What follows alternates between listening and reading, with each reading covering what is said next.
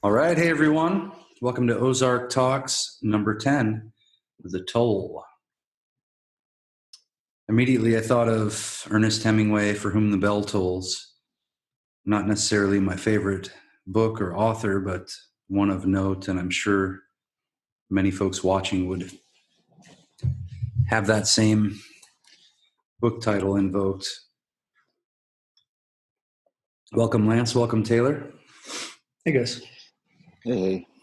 Can't believe we've done all 10 of these almost now. It's been a wild ride. I don't know if I've ever learned so much from any one show up to now, but it's been a pleasure having you guys along for the ride with us. And we look forward to hearing what you guys noticed that maybe we didn't, and also just what you think of what we've done here and what you got from it. So please leave us comments and an honest review on iTunes.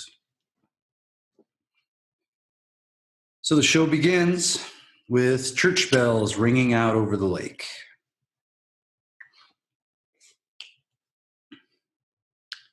And Marty's down in the lawn at dawn, looking at the lake. And Charlotte says, was last night really an accident? About Russ and Boyd dying at the dock at the Blue Cat. And Marty says, yes.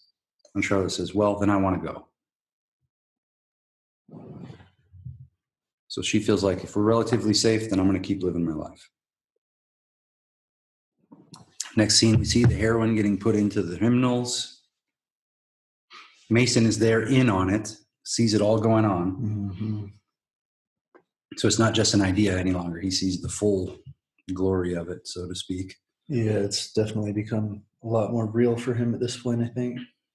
Yeah, and he also knows at this point, as we were reminded, about who Marty is as well. And he's burned the church. Mm-hmm. So we know he's taken action. He's wearing it. Yeah. We hear Mason ask Ash, as Ash is filling up those hymnals. He says, are you even a believer?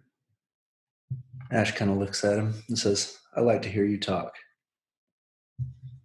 Ash does seem authentic when he says that, too. Yeah. Grace is there with Mason, and she's still okay. She's still fine and has her child, which, of course, is the threat that Mason and Darlene put on. I mean, that Jacob and Darlene put on Mason and Grace and Marty, was that if they fuck it up, then Grace is going to be killed, or that they would cut the baby right out of her. Next, we get to Marty and Wendy with Ruth, with a huge, Marty and Wendy at Ruth's house at the Langmores with a huge 2 care baskets for them and the kids, for them and for Ruth and Wyatt and 3. And 3 and Wyatt are sitting there, and Ruth said they've been throwing rocks at that old can for 3 hours. Wendy says thank you to Ruth, which I thought was pretty good. She knew what happened. Mm-hmm. Wyatt basically hates Marty. It looked like he just walked by and gave him a look, and Marty's trying to apologize for things and comfort them. So Marty's just addressing people exactly as they are in each moment, and sometimes sometimes it's almost a non sequitur, because he's trying to be the guy to make peace, and we see that more times than this in this episode, that Marty's the guy trying to make peace, and it doesn't quite fit because the people are like, you fucker, you're the one who brought this into the situation. Mm-hmm. But I thought it was interesting that we see them still bringing the care basket to that family. So they've taken care of the Langmore kids more than any of the Langmores have, in a certain sense. Then we see a beautiful scene that cuts from, from Wendy to Charlotte, to Marty, back to Wendy, back to Ruth. And so we're seeing the looks on each of these people's faces, and it tells the story that each of them has experienced up to now and their reaction to it. So I thought that was a great scene. And there's a lot of scenes in this episode where they rely on the looks of the actor in the silence and in the music to tell the story or to carry it forward. And keep that in mind because there's some key scenes coming up. That also relates a little bit to the art of NGF training. One of the exercises we do, one of the core elements of it is the face stretching. And what you're going to notice if you do just that exercise alone every day, 5 minutes a day, maybe 3 times a day, for 5 minutes each time, you'll start to notice what some of the motivations are of the people around you. You'll start to know, and that's just the first layer of it. Of course, everyone wants to know if they're being deceived or lied to, but that's the base layer of what you'll start to learn. What you're going to start to see is what you see in the faces of these characters. And you'll be able to be reacting to what other people are actually going through rather than your expectations and ideas about how they should be acting or what they should be feeling or going through. So by doing so, by being more present and clearing up your own face and the structure of your own face and your own emotions, you'll end up being able to be present to these types of experiences other people are having, and they will also be present to yours because your face will be expressing it more clearly. You won't be hiding behind yourself. So in this episode, I thought that was very interesting because we see a lot of the characters unmasked and they're raw, and there's a polarity or a duality in each of them. There's tenderness and love and gentleness that's driving all of their actions, but there's also the raw violence and grotesqueness of the situations they have to face. So I liked that. I thought that's a really important aspect of transcendence, is that it has nothing to do with the circumstances according with your expectations, but more literally facing things as they really are. Next, we open with a talk, Mason preaching and talking about Judas, which is pretty telling. Lance, Taylor? Yeah, this is Mason's pain during this whole scene is pretty palpable. I think that he really, really gives it a try, but he can't go on with it. And again, I think going back to people's faces, I think that he's looking out on these people on the boats, looking at all their faces, and I think he's kind of disgusted with it all, disgusted with himself. And at one point, he's trying to say, "I'm here too, I'm here too," and then he's kind of muttering under his breath, talking about the Bible. He's like, says one thing and then it says another. He's kind of in a full-on crisis mode here, I think. Yeah. He says, Christ loves you. Embrace those doing bad things. You can always change your life. And then, but the religion is breaking him. And it's like what we mentioned before, that he's got this templated response to life, and it's just cracking him up. It's not, reality is not flowing in accord with the way that Mason expects that it should if God was helping to direct things. Doing bad things, you have to understand that Christ still loves you.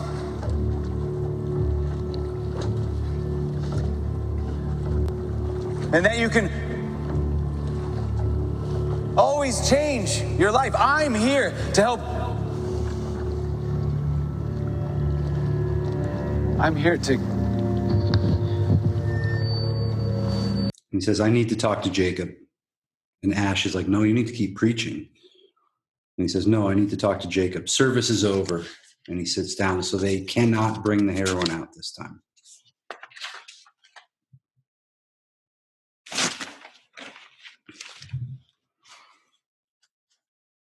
So next we've got Rachel snooping around the cabin at the Blue Cat. And I don't know if at this point she's looking for the money in particular, but she's definitely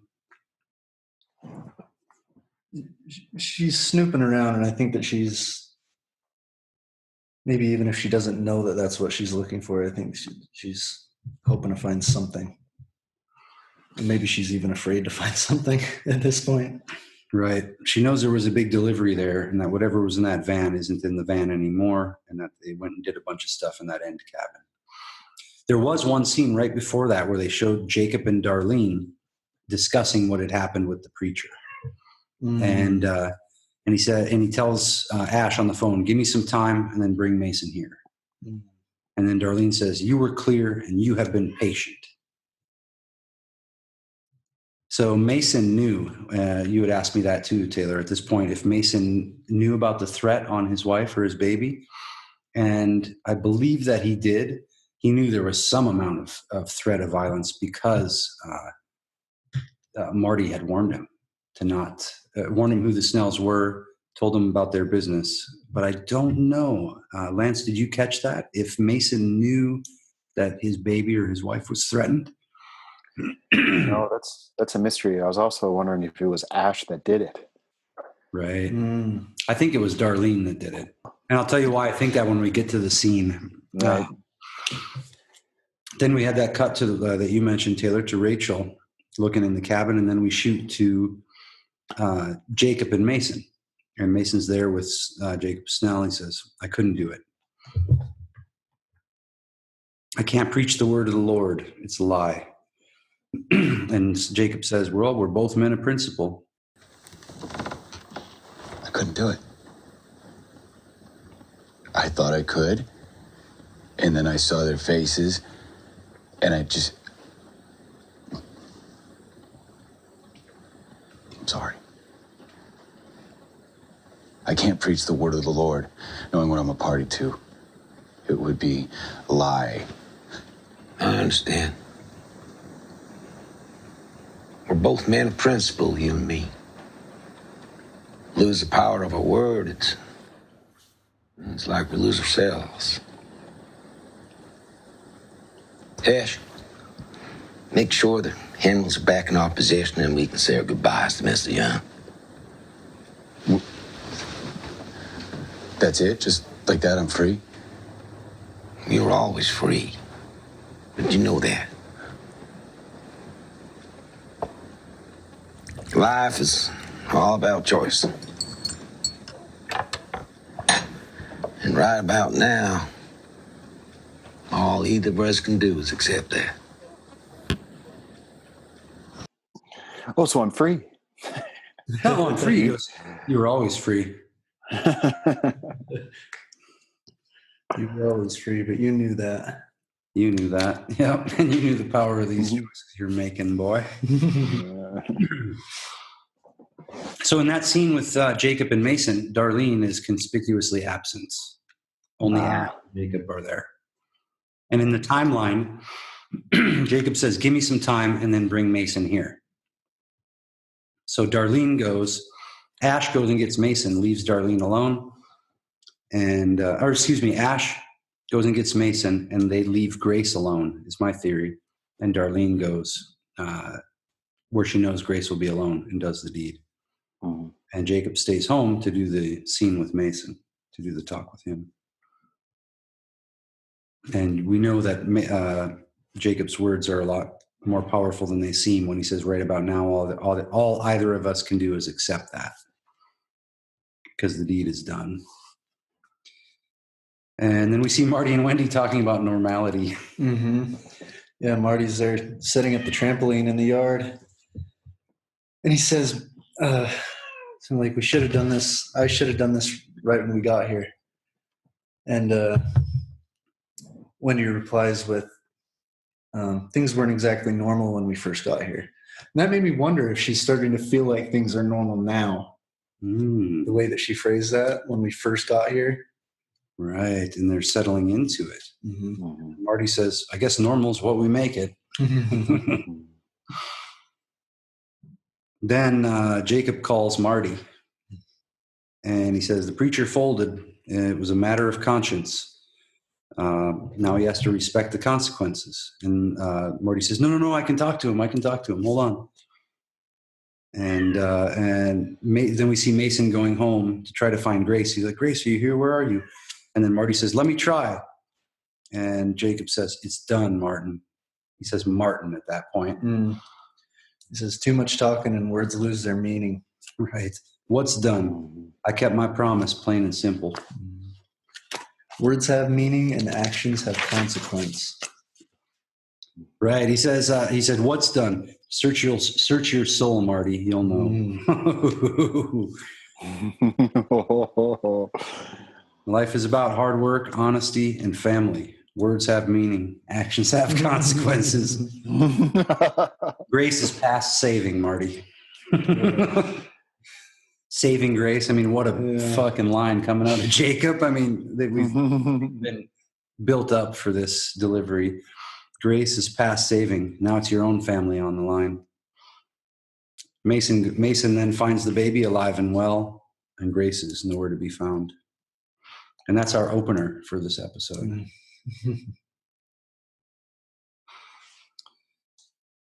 Next, we see Marty telling Wendy to leave with the kids. And if things aren't okay or he dies, just keep on going.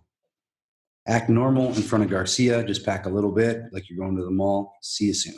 Bye. Now, this is interesting. It parallels the Russ and Boyd telling the kids to pack up their essentials, telling Wyatt and 3 to pack up their essentials. Wendy tells the kids to go get stuff together, and we're going to go to Kansas City. And Charlotte says, no, I'm not going anywhere. And Wendy basically says, just this one time, please do what the fuck I say. And Charlotte sees it serious and goes for it. Bring a small bag. And what about Dad? The kids ask.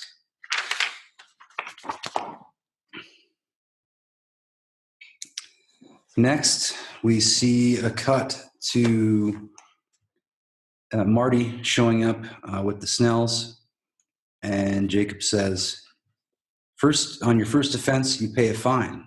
Now, the second one, you accept punishment. You pay a fine once. After that, you accept punishment. I'm not paying a fine, and I'm not asking you for your forgiveness. I want to buy your product. That's $300,000. That's my estimate for the street value of what was on the boat today. Go on. I take it you don't want to go back to your old way of distribution, right? On land? It puts a strain on our relationship with local law enforcement. So Marty's like, no. I'm not going with your plan this time, Jacob. I loved how he just bowled him over because Jacob was going to do his whole little speech on Marty. And it's worked on everyone else up to now. But Marty's like, no. I've already got something else for you guys to look at here. I'm going to launder all the money for you guys. Basically, everything's going to be awesome, more awesome than it was when we started.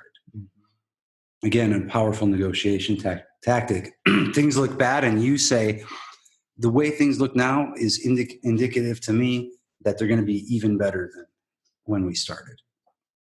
So he turns the tables. Darlene is the only holdout here, and he says, what do you think, Darlene? She says, I don't think the juice is worth the squeeze. Again, referencing the deadly lemonade lingo they used here. Code for murder. So she hints at it right away, like, I'm not even going to get the first round of lemonade. Let's just kill this fucker. And then he says, I'm a businessman. I trust the numbers. And Jacob says, you can still hear the bell of the church under the water, the church that they flooded on the old Snell land in the Ozarks. Y'all hear the bell this morning? Legend goes that when they flooded my people out to make way for this lake, they swallowed the church up whole. You can still hear the bell from under the water. Certain people believe it's a sign, call to worship. Others think it's a sign that someone's going to die.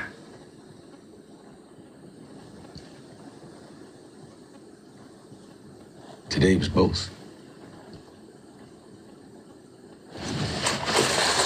Next time, it's up to you. So that's a nice scene. We see again more detente struck between Jacob and Marty. They keep rising. As the game rises, they keep both keeping it together and rising to the occasion. So the next scene, we see Garcia, and Garcia sees Jonah leave the house. He doesn't know he's going for the gun, but he watches where he's going. And Garcia goes after him a little bit. Then we cut to Charlotte and Wendy arguing about leaving without Marty.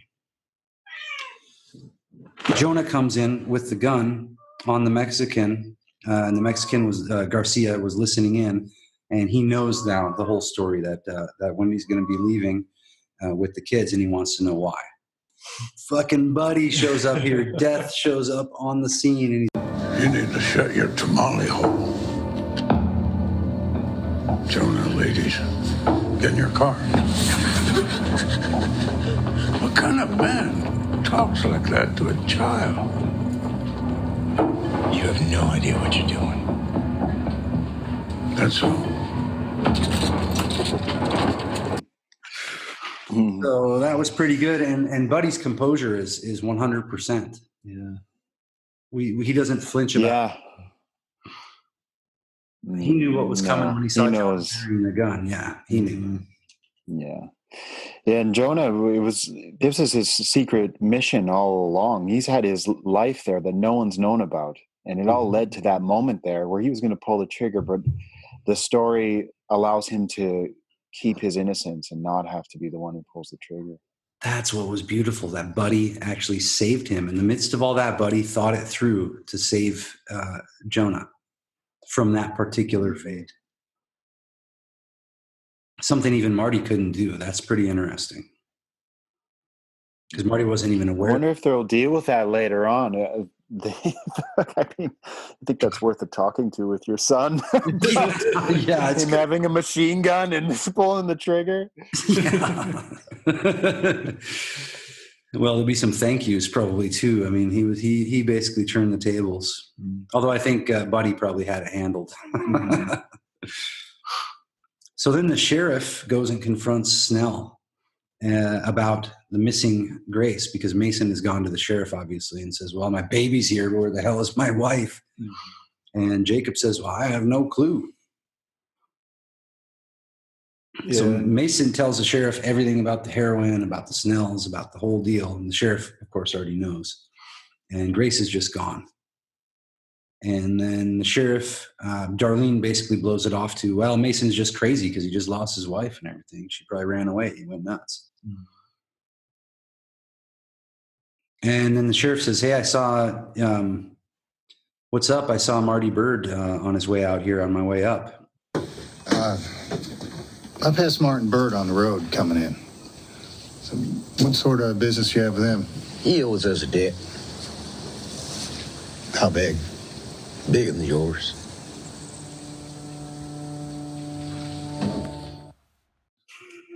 So now we know that the sheriff, they have something huge on the sheriff. Mm-hmm. Yeah, they own the sheriff. Yeah, completely. Then Marty gets home to the dead Garcia there with Buddy, and Buddy's outside just chilling. And he says, it was the only way. Trust me. Coughing. And he's like, where's the kids? Where's Wendy? Wendy, where are you? Wait, Jonah, Charlotte. And he goes, safe. They're safe. They're on the road. And then Marty says, what do we do now? And Buddy says, we wait for dark. And then, of course, how handy that they now own a funeral home with one incinerator. So Marty has to watch a YouTube video to figure out how to turn on the incinerator. Buddy's like, you don't know how to work this thing? And then Buddy happens to know a lot about getting rid of bodies in the lakes. And he says, oh, well, even if you puncture the lungs, the bodies will still tend to float up on you. And Marty goes, is that so?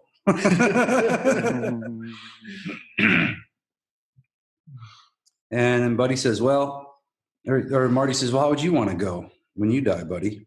And Buddy says, well, I want to have just a wood casket so the worms can eat my body. And, you know, I can feed the flowers and the trees and be there by the lake. And Marty says, really? And he goes, no, he's soft in the head. Nobody wants to be eaten by worms. So we see Death even commiserating with the humans, you know. I feel you guys. And then Marty asks, do you know what my boss is going to think of this? And he goes, I'm guessing he'd be displeased. So that candor is just great in these intense moments. And then Marty says, "You just signed my family's death warrant." And he says, "Okay, you should just let me know. Next time I'll let him kill your family instead." And then they go ahead and burn the Mexican, burn Garcia. And I noticed what happened at that moment. Buddy had taken off his hat for when they put him in the incinerator. So there was some deeper level of respect of Buddy to the death itself, which kind of backs up what we were saying about his character, that he represents death in the whole show. Because he's the one who's able to respect the final moments of Garcia, even though Garcia was obviously a dark character. Where Marty wasn't really thinking on that level about it, I don't think. Mm-hmm. Next scene, we got Wendy getting a call from Marty. And he doesn't ask her to meet him. He says, "I need you to be at this exit off I-80 in Illinois, exit 112 at 2 p.m. in the football field there." And Wendy says, "Okay, we'll see you there." And Marty just says, "I love you." Which is big. Which is really big, yeah. So we see that he cares for her, and we're seeing that get deeper. Next, we got Petty at the Blue Cat. He's drinking down at the dock, right? And wondering what happened with Russ and Boyd. And probably sitting there sad about losing Russ. Mm-hmm. And he still wants to know who wired the dock. And I think at that moment, it's less about the case and more about his love for Russ. Mm-hmm. Yeah, something about Petty is it seems like everything is kind of personal to him. Mm-hmm. Even this whole quest that he's on is deeply personal with his mom. And I think that because everything is personal and he's driven personally, and he's kind of attached to these character drives, I think that he's affected more personally by things as well. I think that he doesn't navigate as clearly or as well as some of the other characters we get to see. Yeah, I think we're going to see a lot more go on with Petty and see more of what happened with his partner too. And something interesting about this scene was Petty's wanting to know who wired the dock to kill Russ. And it occurred to me that both Petty and Ruth had unwired the dock to save Marty. And then Ruth wired it back up again to save Marty. So Ruth unwired it to save Marty. Petty first unwired it to save Marty. Then Ruth unwired it to save Marty. Then and Ruth wired it to save Marty. And then Ruth wired it to save Marty. Petty caught Rachel bringing out the trash and was drinking. And basically Rachel just writes it off to a freak accident. And he asks her, "Are you the one who wired the dock?" And he's kind of saying, "Are you the one who rigged the dock?" Mm-hmm. But he left it open enough that he could be just some guy asking, "Are you the one who originally wired this thing?" Mm-hmm. Like put in the electrical cables. And yeah, it could be an innocent question. And she says no. And he goes, "What about Marty Bird?" And she turns him down, and he says, what did he say there, Taylor? What does he say there? I think he tells her she can talk to somebody. Yeah. He asked if it was Marty, and she said, "Well, why would you ask something like that? Or why would you ask that?" Oh, yeah. Why would you ask that? Yeah. And he says, "Well, I know that he's an investor here, blah, blah, blah." And then he kind of finishes it all off by saying, "If you think something strange is going on, I'm sure there are people you can talk to." And dropping a line there for... Yeah, hinting that there's other attention going on on the scene. Next scene we see is Marty again at the county land office, looking at all the Langmore's property. No, excuse me, the Langmore's, looking at all the Snell's property. And she says, "That's Snell property. Why am I getting these?" She says, "Why am I getting these maps?" And he says, she's suspicious at this point because I think everyone's probably suspicious of the Snells in general and wary of them. And then even more so because he's some new guy looking at their property. And then he says, oh, I'm just looking at local rivers. It's for my son's school project on global warming.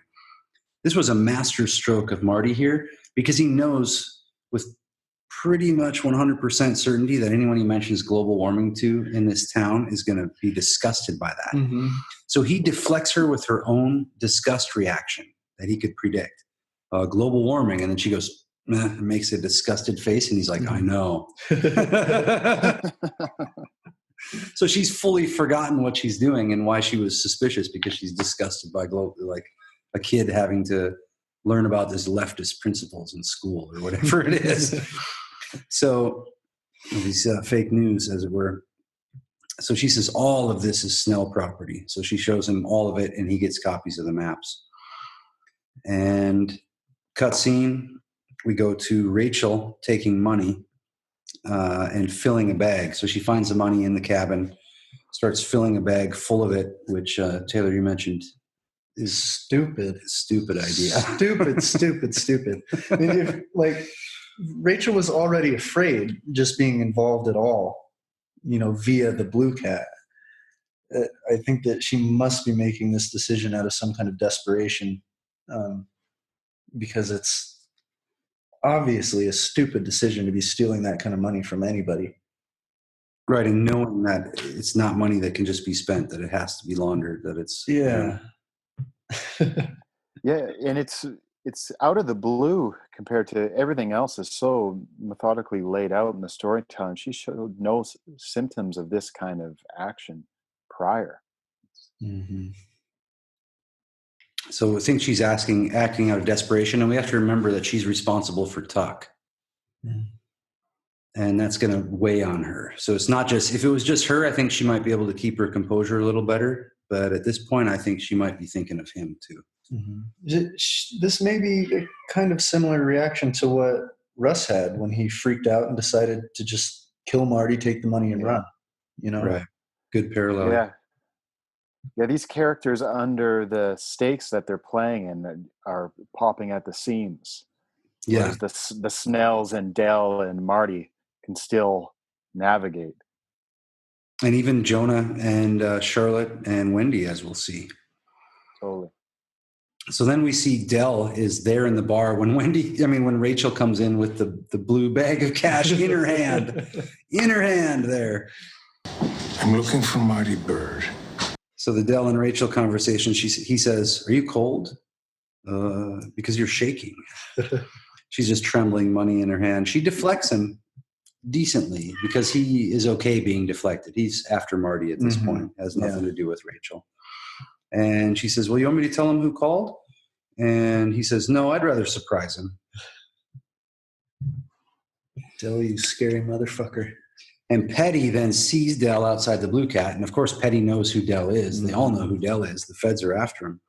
And so I thought, first two times seeing this, that Petty was running to arrest him. And I think Petty might have even thought he was running to arrest him. I thought he was going to just shoot him. Oh, yeah. This time just around, shoot him. Right. So he goes to reach in his pocket to pull out what we think is going to be the gun. Yeah. And it's a pen, and he writes down the license plate number of Dell's SUV. So we see Petty kind of get it back together. Yeah, he's got some kind of guidance system going on still. Right. And something changes here. It's like there's an important point is that I think we have a literary theme this time. Like I mentioned Hemingway at the beginning and the toll. And right here we see that the pen is mightier than the sword, or the pen is mightier than the gun. That's being invoked in that scene because not only do we see the pen and writing on his hand, and this information is more powerful against the cartel than him killing Dell. So it's more powerful than violence for him to write the license plate down. And the O at the beginning of this episode, one of the images that they show in the logo was the pen, the hand of Petty writing a number on the other hand. So it was one of the four key components of this episode was Petty writing that license plate down on his hand, which means he's back in the game against the cartel. And even though he's drunk, he's now able to move forward. He's letting Russ go and facing the facts.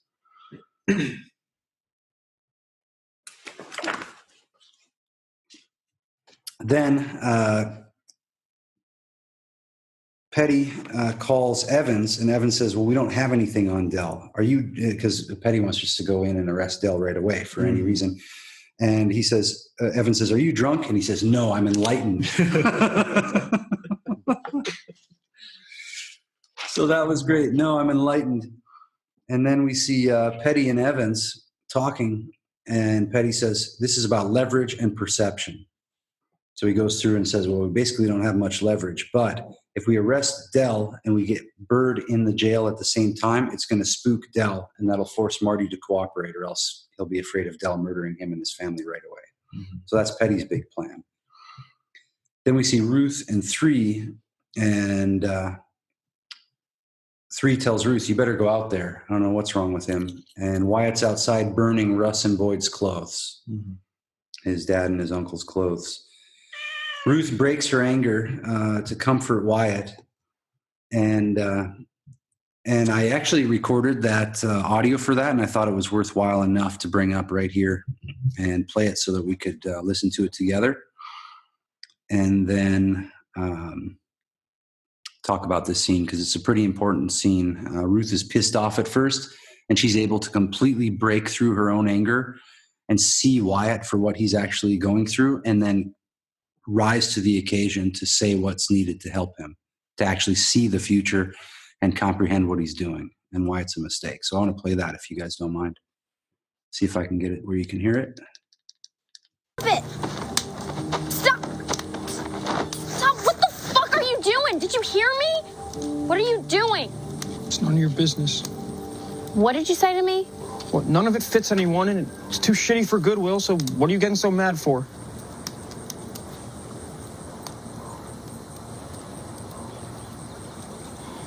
It might not feel like it now, but there's gonna come a day when you're staring at a picture of your dad wearing some fucking stupid motorcycle t-shirt, and you're gonna wish to fucking God that someone said to you, you know what? Keep that jacket. Keep that dress. 'Cause right then, all you're going to want to do is put it on. So there we go. Maybe she's even talking about her mom. We don't know. Mm-hmm. But something pretty damn powerful about that scene. I think we see Ruth growing up completely there. She has completely triumphed over her own emotions and came to the rescue of somebody else and saw right through what was going on and cut down his anger, cut his reactions, and showed him the truth of the situation. And she's the one who killed those guys, you know? Mm-hmm. So that's a powerful scene. And it ends with Wyatt saying, okay, are you still going to buy us suits for the funeral? And she says, yeah. And he goes, okay, then. Music at this point is excellent, where it picks up. Rachel, she takes off with the money in the bag. She loads up her car, looks back at the blue cat, and drives away. It's the last we see of her, as far as I recall. Mm-hmm. Next, we got Wendy, Jonah, and Charlotte looking for Marty at the meetup point on the I-80 in Illinois. And the third pillar of the 3 solid pillar guys I mentioned during this episode is the private detective from Chicago, the complete stoic. Mm-hmm. Very solid. He's reliable, a completely reliable character for everyone who engages with him in a way. He shows up and he says, Marty sent me. And he gives fake IDs to all of them. And the kids want different names. And he says, so I'm afraid choosing names will not be an option. So Marty has given them a way out. Wendy, at this point, asks in a very loaded way, how do you know my husband? And the PI says, he hired me a few months back. I'm a private investigator in Chicago. So he tells her the truth straight to her face. He doesn't give her any bullshit, but he says it in such a way that it saves the kids. It's like, it's exquisite, the way he delivers this information, and so stone-faced and right there with her. And Jonah says, wait, why would Dad hire you? Why would Dad hire a private investigator? So it's good. Jonah's still innocent. So we see that. We see Jonah's innocence, that Buddy saved in a way too. And she said, okay, well, what about Marty's? Did you get 4? And he said, I only was asked to make 3 identities. And she said, when did you do it? And he knows, again, this is another loaded question. He knows exactly what she's asking. Did you do this before or after you filmed me fucking Gary Silverberg? And he says, I did it after I finished my work with him the day before you left Chicago. So now she knows this guy's known their entire history. And that we know that Marty, even after facing that, created a plan to save Wendy and Jonah and Charlotte in case things went bad in the Ozarks. So he had it covered from before they left Chicago. He already paid for it. It was a done deal. The detective is the only straight guy in his own world, and I think that's what his strength is. I found that character really interesting in that he's lives in a world of darkness and serves people who are in various degrees of that darkness. And the only way he keeps himself sane and collected through it all is by being completely straight with everybody and doing the job he has to do, as dark as it is. So I found there to be a deep stability and strength in that character. And Marty has had to rely on him multiple times. Yeah. Yeah, Wendy found it reassuring. She did, yeah. She finally got some answers, some deeper level answers to what was going on. And she knew that Marty was, I mean, in a way, she knew Marty really cared, actually, because he wanted to find out what the hell was going on with her, even though it was degraded in a degraded form. That's an important theme of the show, too, is the fractalization of the characters' love and desires to serve each other, and how the world distorts and twists those, and how it can still shine through anyway. That's something everyone alive can relate with. Buddy, let's see what we got here. The day before they left Chicago, Marty had it planned. I think the detective is Buddy's parallel. In a certain sense, so we can think on that a little bit more if you want to analyze it on your own. The next scene we see is Buddy sees Dell at Marty's, and Marty tells him, hey, it's all okay. Don't worry. These are my business associates. I'm going with them. And enjoy your walk. What's that? Enjoy your walk. Yeah. Just take it easy. Mm-hmm. And he tells Dell, I got the answer to all our problems. And Dell says, oh, tell me, what are our problems? What are my problems, Marty? Classic Dell. Where the fuck is Garcia, Marty? Yeah, we hear that line repeated over and over and over here. Where the fuck is Garcia? Well, before we get to, so first he says, where the fuck is Garcia? Cut. Ruth gets a phone call from her dad. Mm-hmm. And I didn't even know she was going to accept the charges to get the collect call, but she does. And he said, I just got word that my brothers are dead. Is that true? And she says, yes. And then he says, I'm just going to have to talk. And is Marty Bird? And she said, he's fine. And he goes, I'm just going to have to talk to you in person. And he's basically, he's going to beat her. I mean, who knows what's going to happen. So he's pissed. And at this point, Ruth blows it off really quickly. Mm-hmm. She's been deeply affected by her father up to now. And this is the first time she just drops it. And then she walks in. And that's where Wyatt has essentially been the detective and put together what happened. He goes, oh, man, we're leaving. All this shit's going on. They grabbed the guns. Mm-hmm. Obviously, they were going to kill Marty. And Ruth defends Marty and says that Russ did it. Russ was going to kill him. Yeah, because Wyatt says they were going to get Marty and he must have got him first.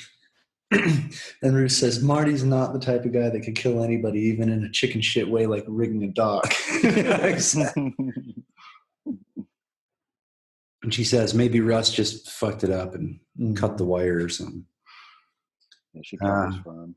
Nice. What's that? Yeah, she totally covers in a good way, because Wyatt doesn't need to know any of that. Mm-hmm. And then Ruth wants to be Wyatt's guardian, which I thought was another very beautiful scene. And she says, not so I can give you rules and stuff, but just so nothing can ever split us apart. Are you okay with that? And he says, yeah. Then we see 3 come out in a suit. What a beautiful little scene. He says, how do I look? And she says, you look perfect. And Wyatt's still there, not putting the suit on yet and eating the sandwich. Then we see another little cut scene with the dark lake. Beautiful cut scene, pretty heavy. And back to Del. Where is he, Marty? Where is he? And then he has his big white goon pulling the... He's like, Del, I have no idea. Ow, God damn it. He's just freaking out, but he's keeping his composure he's reacting to what's going on, but he's not blowing it. And we remember that Del says, yeah, well, why did Garcia call me and tell me there was drama? What's going on? And he's like, hang on. And they pull out another toenail. And he's like, why would I do anything to him? My life is good now. I just finished paying back the money. What the fuck? And he's like, where the fuck is Garcia? And then he chokes him. And that's when Marty goes, ow, fuck you. So Marty actually kind of pushes back a little bit. And then Del says, why are you taking this, Marty? I've got a plan. You didn't give me the details. What were you going to... I was just going to say, we've got the line where Del says, I knew Bruce was lying when he stopped talking. I know you're lying when you start talking a mile a minute. Exactly, yeah. So Del's been reading the whole thing still. And he says, I've got a plan. And Del says, I don't know the details of that plan. You haven't filled me in on the details of that plan. And Marty says, you're pulling out my fucking toenails. And then Del just repeats himself at that point. I think I don't know the details. Yeah. And he says, and then after Marty starts to tell him, he says, now you do have something. Then we get back to the cops, the sheriff. The sheriff has found out that Del the FBI has told the sheriff that Del's car has been spotted and that he's headed to that Del is headed to the Snells. So he tells the feds. Now, at this point, the sheriff manipulates the situation. He says, I don't think you guys should get a warrant. All you're going to do is drive everybody into the wild. Not going to catch anybody. So, but of course, he's protecting the Snells. He said, if you just bust in there, it ain't going to work. You need to get a warrant and just get a warrant on the car, and then we'll park. There's only one road in and out to their property. So we'll just park along the road. I'll give you all the backup we need. We'll get Del. We'll arrest him at the Snells. No problem. So the sheriff seems willing to help. The feds go with it. And we see Marty introducing Del and Jacob to each other. And we see the dog come in. And so the dog comes in, and we see a little bit of Darlene's greatness here. She says, he's a hunting dog to Del. And she says, he reacts to strange smells. He's sensitive to different smells. Yeah, meaning Mexicans stink. She's trying to say total racist move right here. And Del is obviously, as we know, aware of these layers of the communication. Yeah, that's kind of the first in a series of jabs between Darlene and Del back and forth throughout this exchange. There's one fun line that we skipped over is when Marty introduces Del as the head of the second largest drug cartel in Mexico, and Del says, always with the second largest. Yeah, he's like, you're always so accurate, Marty. I always mention the second largest. That's right. Right in front of Snells. And Del's like, come on, dude, come on. But in a way, it's Marty's way of a little more one-upping with Del, just keeping his edge, keeping Del on his toes. So yeah, then we get to Marty is basically just wanting to connect the Snell's business with the business of the cartel. The way I understood it is that Del and the cartel are losing about 20% of their drugs and or cash at the border, so that this buying of all the Snell's heroin production is going to offset the loss of the goods being seized at the border. Then we see Darlene being a little fucked up. Then we see Marty saying this is going to mitigate the risk for Del, and this is going to help the Snells with their distribution. And then Del now takes a jab back at them and says, helping the less fortunate is not really my bag. So he's one-upping them because they're, she thinks he's just a dirty Mexican, and he thinks she's just a dirty hillbilly or redneck, forgive me, as we see later. The word choice is important, especially to Darlene. So Darlene and Dell keep it all tense. Jacob and Marty, Marty's just doing his thing, and Jacob's pretty interested in what could happen here. But Dell and Darlene, I think if we just would have had Darlene not be a part of the meeting, it would have gone better for everyone. Is the sense I got. And the plan is that Marty has come up with looking at all the maps, is that he wants the Snells to dam just 3 acres of their property so that they have a branch of the Missouri River that would qualify them legally to be able to open a giant cash business, a riverboat casino on the Missouri River. So this is going to be the solution to everything. This giant casino is going to cover everything. They're going to be able to wash the money. They're going to be able to move distribute the heroin. Everything's going to be clean and clear for everyone involved. He tells them, dam the stream, flood 3 acres, have the casino. And then Darlene says, symbolism matters, Marty. You know what you're asking us to do? And she says, well, maybe not to people with no pride and no history. And he said, the casino will launder everything. And now here's Marty's master move in this moment. How can he get underneath that? How does he get around the symbolism of them having to flood their land? Because if they do, they'll be able to, he said, since 1985, you have spent your profits to buy 10 more acres along the border of your land every year. I'm pretty sure the goal is for you to leverage power over the power company who flooded out your family 75 years ago. The casino is going to let you do that. It's going to bring in tons of cash. So Marty cuts deep here to the point where even Darlene and Jacob are like, oh, we can actually avenge our family if we do this.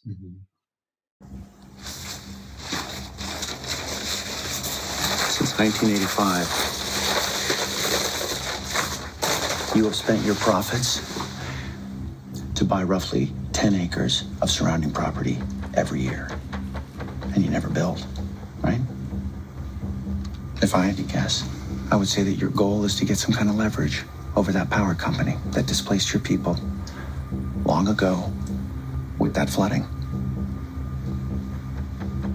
A casino would give you a lot of money, buy a lot of land. It would give you a lot of political capital. You'd be able to do in 5 years what no Snell has been able to do in the last 75. Yeah, I would have really out of the box thinking on Marty's part. I would have loved to seen how he came upon the riverboat idea. It just seems so out of the blue. Well, one thing is that that's a big part of the culture down there. And I believe along the Mississippi and the Missouri River, maybe the St. Louis. I'm not sure which rivers, but owning a riverboat casino is a big deal. And there's tons of them down along there, all the way till you get to the Gulf shore of Mississippi. There's casinos along there too. And it's huge. I would have liked if they had dropped a couple seeds in this episode of how Marty came to that idea. Right. They could have even shown them driving by or on one of the overlooks, they could have shown an existing riverboat casino or shown on one of the drives down the sign early on. You know what I mean? Like on the first drive to the Ozarks, they could have drove by one when they go to use the bathroom, you know? I wonder. I'm saying that's something they could have included, but yeah, maybe they just dropped it in there. But at the same time, Marty did mention it because he mentioned that he's looking at rivers when he looks at the maps. So at some point, Marty, it makes sense that riverboat casino would be already on his radar, that he may have even tried to buy into one when he was calling all the different businesses around, and that then he realized they could start one. So I think the pieces were there, but they didn't explicitly give us a breadcrumb on this one. Not that I noticed, at least. Although what I missed between my first and second viewing of episode 10 was vast. So it's possible there could have been a seed about that casino planted somewhere in the episode. But in any case, it's a great idea.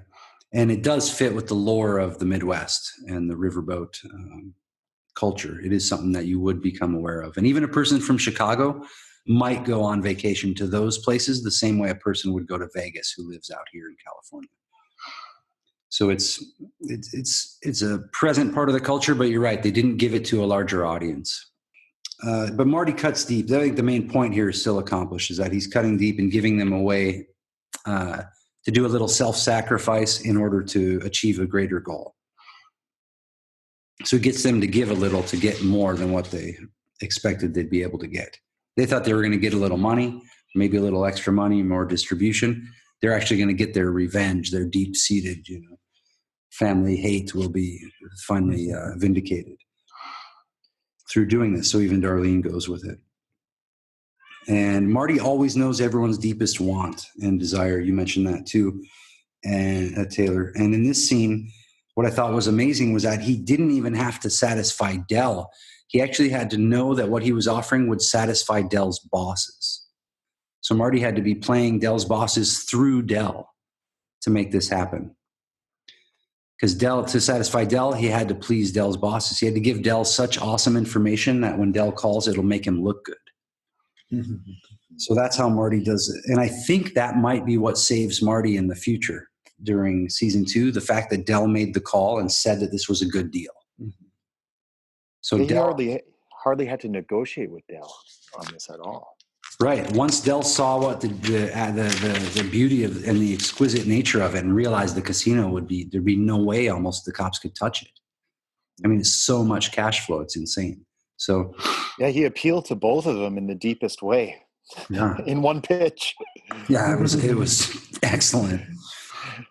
It might even be worth writing that scene out and just looking at how that worked. And then Darlene, again, just fucking it up every chance she gets, says, Ash, go out there. I don't want them touching anything. Again, like she thinks they're dirty. She's just total racist.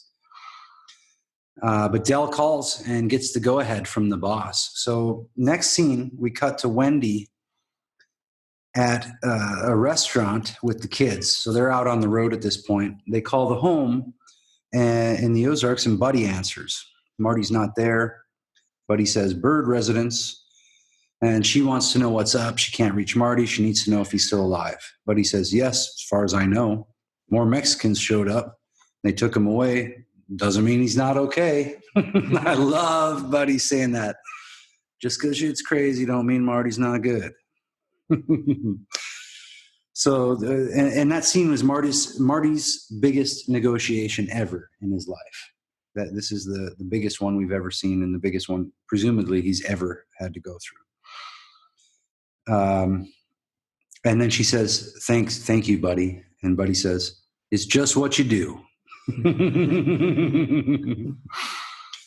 Bye, Buddy. So yeah, Buddy's solid, and I love his response to this situation. He comforts her and lets her know what's going on, but tells her the whole deal too. Mm-hmm. So next, Del walks in and says, we have a deal. His bosses have said okay. I'm going to leave Marty to work out the details. And Marty says, okay, great news. The Snells are happy. And then Del just basically gives up Garcia. He says, Garcia must have gotten involved in some local bullshit and gotten himself killed. Who cares? And then he's like, only Marty Bird. Only Marty Bird can move to Missouri and somehow convince me to partner with a bunch of rednecks. I'm sorry, what was that? I said, only Marty Bird can somehow convince me to partner with a bunch of rednecks.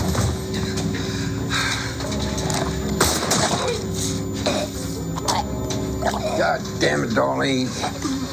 You just cannot do that. I want to buy that talk. You know that. Man was guessed.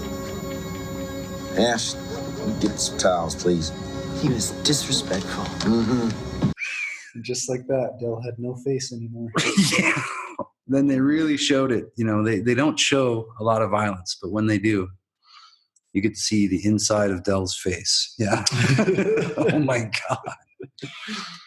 But that was appropriate because, again, there's no way to show the intensity of Darlene's violence than with a shot like that. Mm-hmm. and it comes across, and we are all made fully aware that now there's a new situation. Yeah, Jacob immediately shoots the other henchman.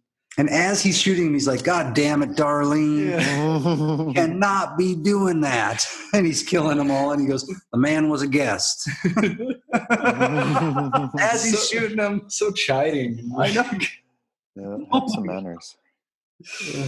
So he's just fully engaged, like ready to do what he needs to do, but still talking to Darlene, you motherfucker. And he said, they made a deal with us. Jacob tells Marty, they made a deal with us, and they're going to honor that deal. Mm-hmm. And if they don't, and Marty's like, what the fuck are we going to do? You just got us all killed. That's it. And Jacob says, well, they're just going to send another Mexican. There's one thing I know about Mexico. It's full of Mexicans. And then he says, Marty, so we're getting some of that, some of the racism of the Snells coming through in each of these scenes and how they carry it, but that Jacob was willing to basically go through, set aside his prejudices for business. So that's his power, but then Darlene is sort of the power behind Jacob because she's the enforcer, ultimately. Marty, and he tells Marty, because Marty's like, what the hell are we going to do? What if they come after me? And he says, well, if they don't honor the deal, you're going to honor the deal, meaning you're in business with us, and we know how to protect our own. Mm-hmm. Go home, relax, maybe get a frozen custard. Yeah. Maybe get a frozen custard, yeah. He's kind of telling him, this ain't the biggest deal in the world. Mm-hmm. So now this is awesome. Marty leaves in Dell's car. How great is this? And he hits the police checkpoint. And there's Evans. It's a rental, right? What's that? Is it a rental? Well, it's Dell. Rental. Yeah, it might is be Dell's car. rental, but it's a car that's been pinged on Dell, so the FBI's been following it. Then basically the FBI knew because Petty had written down the license plate of that car, then gave it to Evans. Then they were, trying to spot it with local law enforcement. Then they spotted it going up to the Snells. Mm-hmm. So then Evans is talking in Spanish. They still think Dell is going to be climbing out of the car. And he's looking for Del Rio, and out steps Marty. Yeah, all crazy looking. They all seem a little bit baffled. Yeah, including Marty. Yeah. And then Evans says, I'm going up to the Snells right now. And the sheriff stops him. He says, you can't. The warrant was for the car. And he says, I've got a witness that says Del was in the car. And he goes, where's that witness now? And, of course, the witness isn't there. And Petty can't act as a witness, I don't think, in that case. Mm-hmm. And he says, and then Marty says, does that mean I can go now? I'm kind of surprised. Yeah. And then the Evans walks away and he goes, you've got my keys. And he just throws them on, just doesn't even throw them. He just drops them on the ground. Then one of my favorite scenes with Petty and Evans, it's done so well. This is the hotel room destruction scene. And Evans is sitting in the middle of it completely still. And Petty destroys all the appliances in the entire place and ends with, I think, the AC or something going through the window. Yeah. So that was a great scene because Evans is just completely still, sitting in the middle of this tornado of Petty finally breaking down completely. Mm-hmm. Next scene, we go to Mason with the baby, Preacher with the baby, and Marty shows up. Classical music is playing. The classical music is playing, indeed. And this is a beautiful stream of music that begins here and goes on for quite a while and carries multiple scenes and multiple moods. So pay attention to that when you're watching, or if you want to go back and watch, you can have a fun time drifting just with the music. As we talked about before, there's that soundscape effect that really carries the show. So we got Mason with the baby. Marty shows up, and he's and Marty again nonchalantly, which I thought was a little non sequitur here, says, "Oh, I heard about Grace. I'm sorry." There's no depth that Marty can take it to that's going to help Mason at this point. Mm-hmm. Yeah, this is straight up cold. Real intense. Because if in Mason, from his perspective, it's surprising that Mason has it prepared for revenge against Marty or something, that he allows him in the house at all. I know. And Marty shows him how to fold the blanket for the baby to be held properly. And Mason accepts that advice. Mm-hmm. Mm-hmm. And Mason tells him the police are acting like I'm the insane one here. And Marty says, "What's the baby's name?" And he goes, "He doesn't have one." And Marty says, "Well, you better come up with one soon. He needs to hear it." And then Mason says, "Why keep a baby alive in this world?" And then Marty says, "Kids are hope that maybe things would get better. Maybe things could get better." And he's still kind of matter of fact about it. Mm-hmm. And then Mason retells the story about how Grace told him that the event of him getting shot wasn't him being saved by God, that it was just shit that happens and that it was just a lucky event. But then Mason says, "You know what? I think she's wrong. There's got to be a God because there's a devil. I think you're the fucking devil." No, you're right. There's gotta be a God. Because there's a devil. I think you're the fucking devil.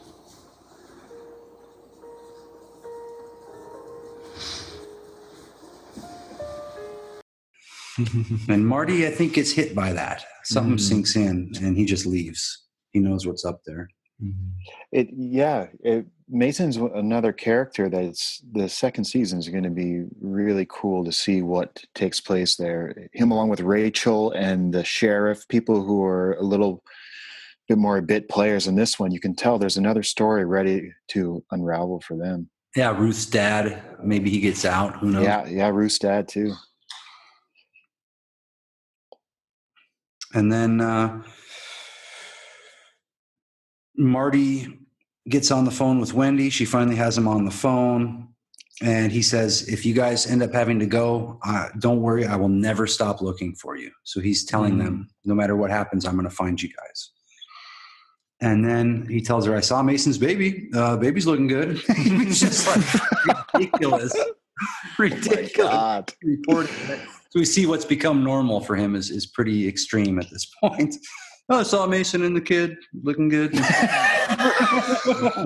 That is what we make it. Yeah. And then she says, "Well, do you want to say goodbye to the kids?" And he's like, "No, I can't talk to the kids. If I hear their voices, maybe I'll try tomorrow." But he's just letting it go. And then we hear Wendy saying, "I'm so sorry I hurt you, Marty." And Marty says, "It's not your fault. I was just shut down, that's all." So Marty accepts full responsibility for what Wendy did in this scene, and Wendy accepts full responsibility. So we see a complete healing moment of their connection right then. It's not complete yet, but we see that the healing is taking place right there. And Marty authentically realizes that it was his responsibility to be there with her and for her, no matter what life was doing, if that's what he wanted. And he accepts that because now he has been that way for them over and over and over, constantly. His whole life is about that. And he lost track of that when he was washing the money for Dell in Chicago. Yeah, this is what it took. And she says, "I don't want to hang up. I was just shut down, It's just so forgiving."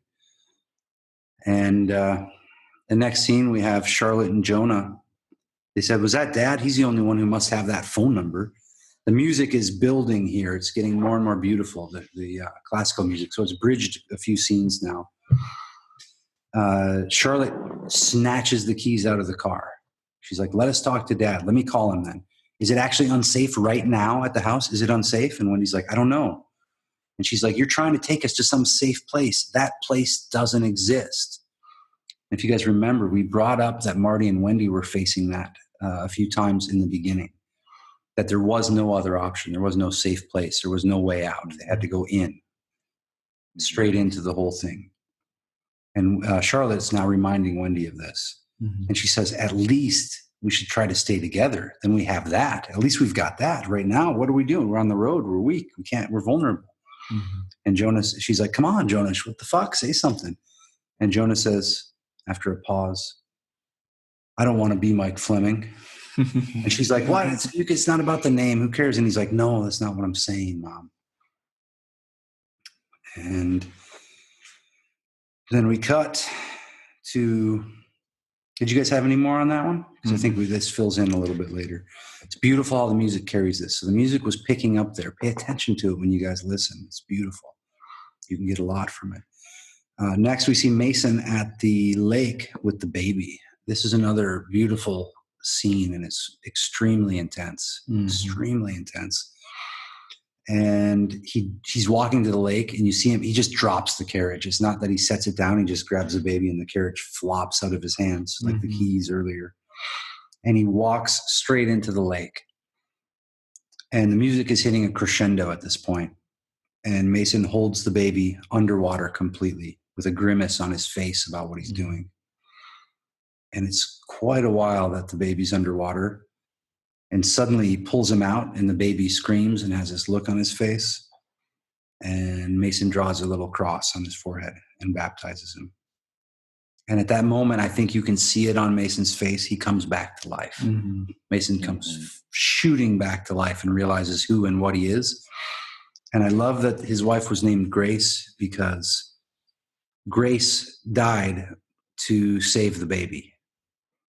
So Mason realizes that in a way this could be God's plan, and that his wife sacrificed herself so that the baby could live and get him out of the circumstances. That was the only way the baby could go forward.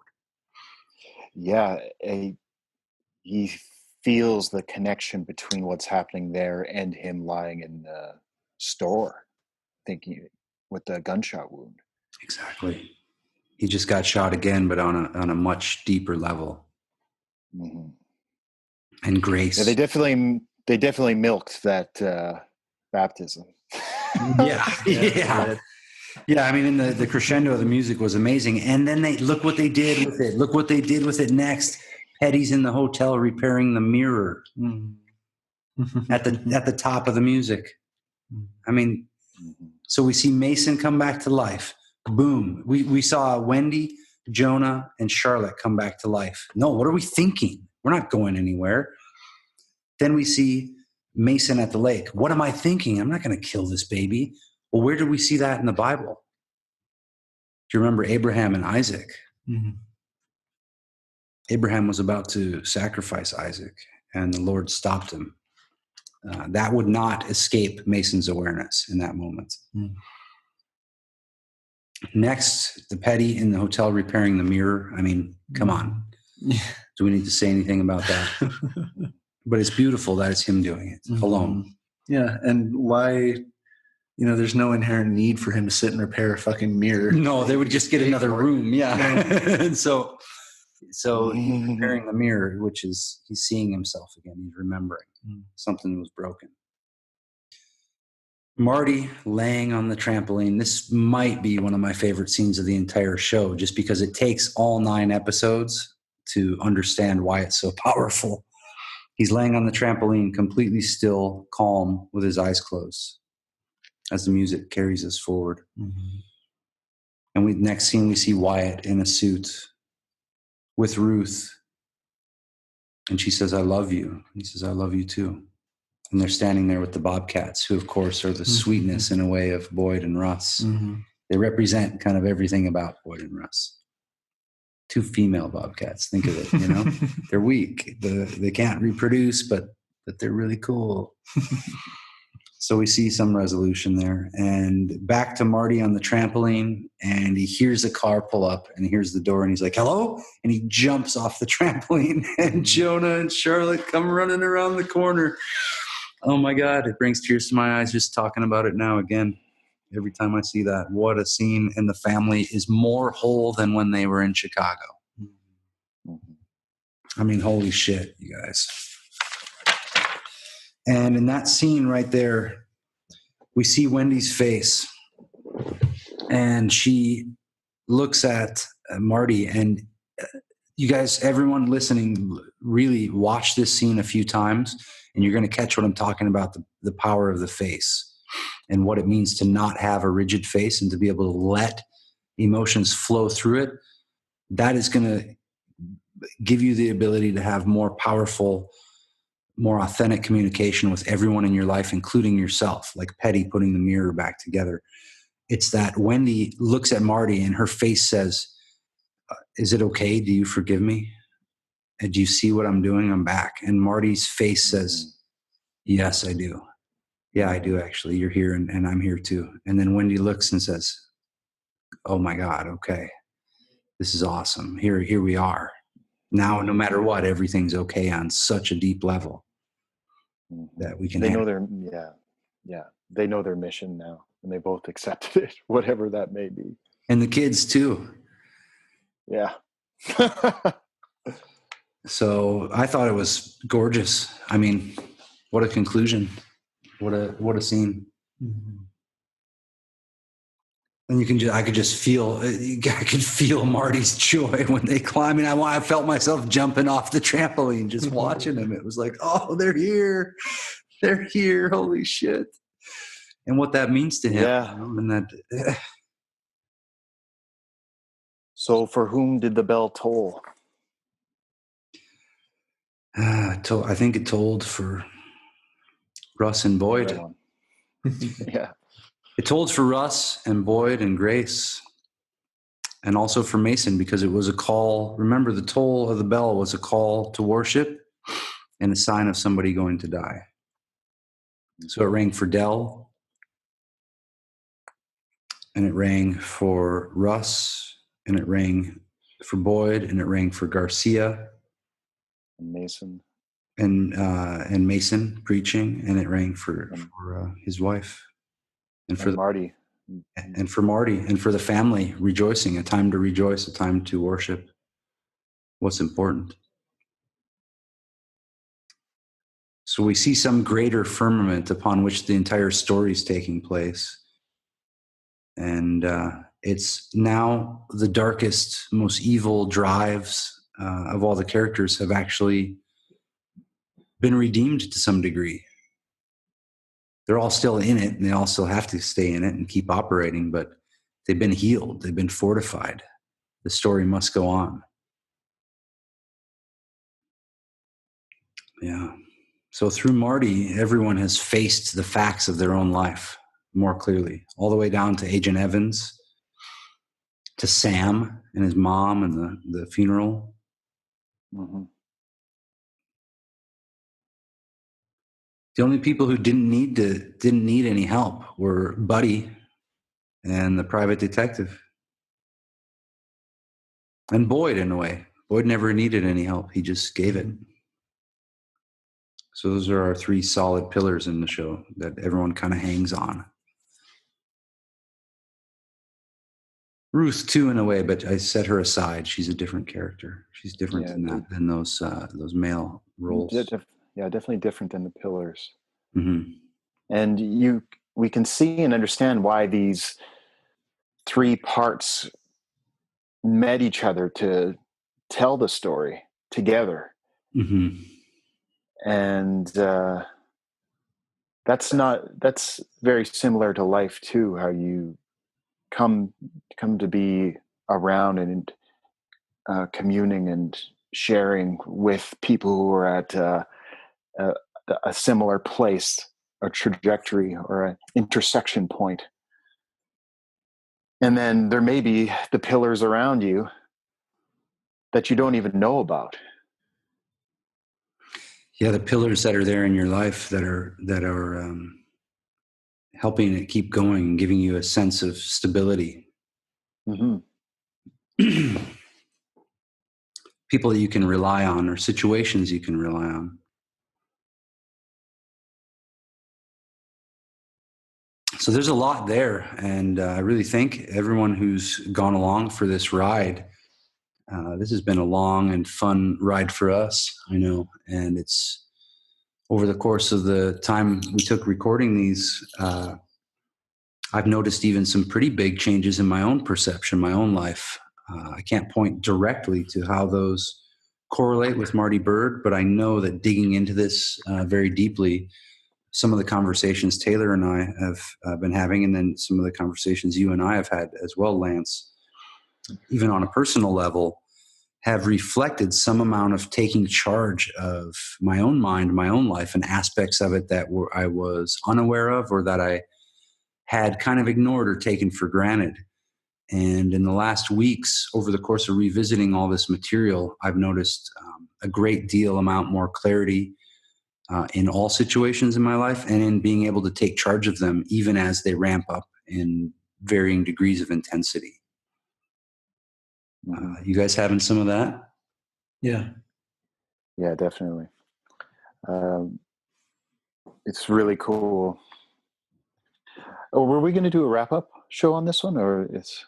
Yeah, why don't we? So if you folks listening, this is the end for Ozark Talks number 10. Again, it's amazing. I'm so glad you made it through and that you're watching and listening to this. This is a wonderful place where entertainment interjects with transcendence, and every viewing you're going to get a lot out of. And I hope with the codes and the keys and the secrets and the fun celebrations we've made of this show, of this art piece that's been made available to us, that you can get something out of it too, that you can see some parallels in your own life. Particularly if you really liked the show, it might be a time to ask yourself, what about yourself do you see there, and what can change in your own life if you were to start facing everything head on? What kind of healing might doing so bring to you? And I don't use that word lightly. In fact, you could probably not find another recording with me using that word anywhere over the last 10 years. And I'm using it very deliberately here. Not to mean that there's people who are broken, but to mean that, as in the show and in your own life, with the people you love and the people you hate and the adversaries and the cohorts, that